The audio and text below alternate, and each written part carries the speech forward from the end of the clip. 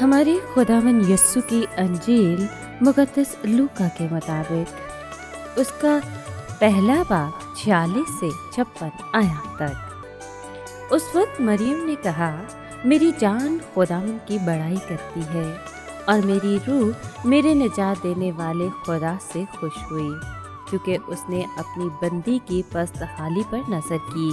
اس لیے دیکھ، اب سے لے کر ہر زمانے کے لوگ مجھ کو مبارک کہیں گے، کیونکہ القادر نے میرے لیے بڑے بڑے کام کیے ہیں، اور اس کا نام قدوس ہے، اور اس کی رحمت ان پر جو اس سے ڈرتے ہیں پشت در پشت رہتی ہے۔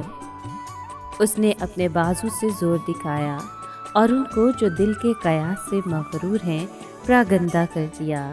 اس نے قدرت والوں کو تخت سے گرا دیا اور پست حالوں کو بلند کیا۔ اس نے بھوکوں کو اچھی چیزوں سے سیر کر دیا اور دولت مندوں کو خالی ہاتھ لوٹا دیا۔ اس نے اپنے بندے اسرائیل کی دستگیری کی، تاکہ اس رحمت کو یاد فرمائے جو ابراہیم اور اس کی نسل پر ابد تک رہے گی، جیسا اس نے ہمارے باپ دادا سے کہہ دیا تھا۔ اور مریم 3 مہینے کے قریب اس کے ساتھ رہی اور اپنے گھر کو لوٹ گئی۔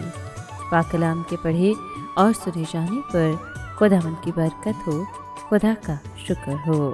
عزیز دوستو، مادر خدا دنیا میں سب سے اعلیٰ اور بلند رتبہ پانے والی خاتون اول ہے۔ دنیا کی تمام عورتوں میں مبارک ہے۔ عرش پر فرشتگان کے گروہ اس پوتر ہستی کو خدا کی ماں تسلیم کرتے ہیں، تو فرش پر ابن آدم اور بنت ہوا مقدسہ مریم کو مختلف القابات سے یاد کرتے ہیں، کہیں پر مادر خدا تو کہیں پر الہی فضل کی ماں، کہیں پر ماں ہمیشہ کنواری تو کہیں پر ماں پاک دامن۔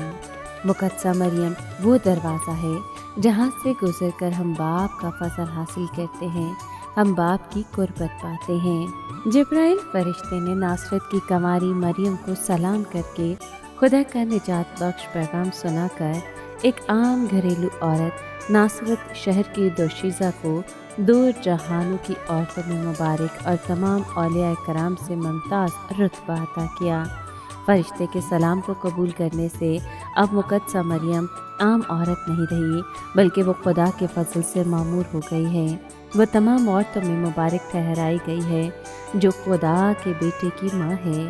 وہ آسمان اور زمین کی ملکہ بن گئی، وہ الہی نور کی کرنوں سے مزین ہو گئی، وہ سب اولیاؤں کی ملکہ بن گئی، اور سب سے بڑھ کر وہ باب فضل الہی یعنی الہی فضل کا دروازہ بن گئی ہے۔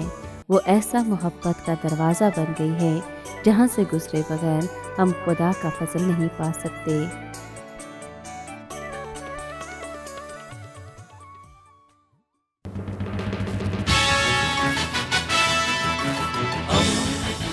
دوستی کا پیمبر، ریڈیو ویریتاس ایشیا۔